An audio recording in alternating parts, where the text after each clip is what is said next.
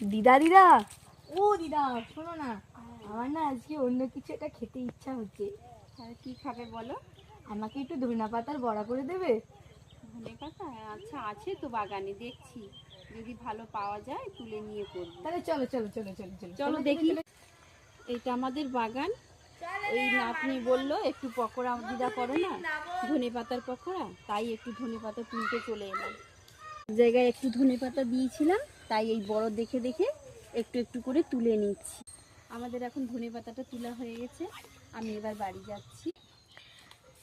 দিদা তো গেছে রান্নাশালে, আমি শাকগুলোকে বেছে নিচ্ছি, ধনে ধনে পাতাগুলোকে বেছে নিচ্ছি। ধনে পাতাগুলো কিন্তু খুবই টাটকা। আমার কাটা হয়ে গেছে ধনে পাতা, এবার আমি বাটারটা তৈরি করব। এবার আমি ব্যাটারটাকে বানিয়ে নিচ্ছি। প্রথম আমি বেসনটা দিয়ে দিলাম। তোরা এইভাবে করে খাবি, আমি যখন থাকবো না পরে পরে করে আমার দেখে করে শিখে নিবি। এবার হলুদটা দিচ্ছি একটু, হলুদটা দিলে ভালো লাগে।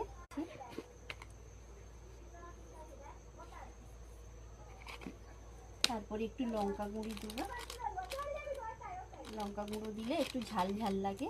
একটু লঙ্কা গুঁড়ি দেবো। এবার তোমরা যেমন বেসন দেবে সেই পরিমাণ মতো সব কিছুই দেবে। দিচ্ছি, বেটারটা তৈরি করে নিচ্ছি। তৈরি হয়ে গেছে, এবার গ্যাসটা জ্বালবো। কড়াইটা বসিয়ে দিয়েছি, এবার কড়াইতে সাদা তেল দিচ্ছি, তোমরা যে কোনো তেল দিতে পারো। তেলটা গরম হয়ে গেছে, এবার বেটারটা ডুবিয়ে ধনেপাতাগুলো দিচ্ছি।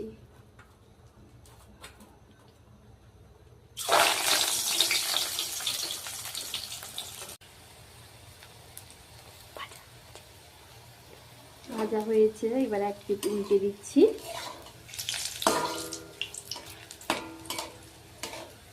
একটা ভাজা হয়ে গেছে, এবার আমি তুলে নিচ্ছি। এইভাবে করি, এটা ছেড়ে দিচ্ছি। তোমরা পারলে কুচিও করতে পারো। ভাই পকোড়া হয়ে গেছে ধনে পাতা, আমি একটু লেবু ছড়িয়ে দেব, একটু নুন ছড়িয়ে দেব। তোমরা চাইলে নাও দিতে পারো লেবু, নুনটা একটু দিলে ভালো লাগে। দারুণ দারুণ হয়েছে।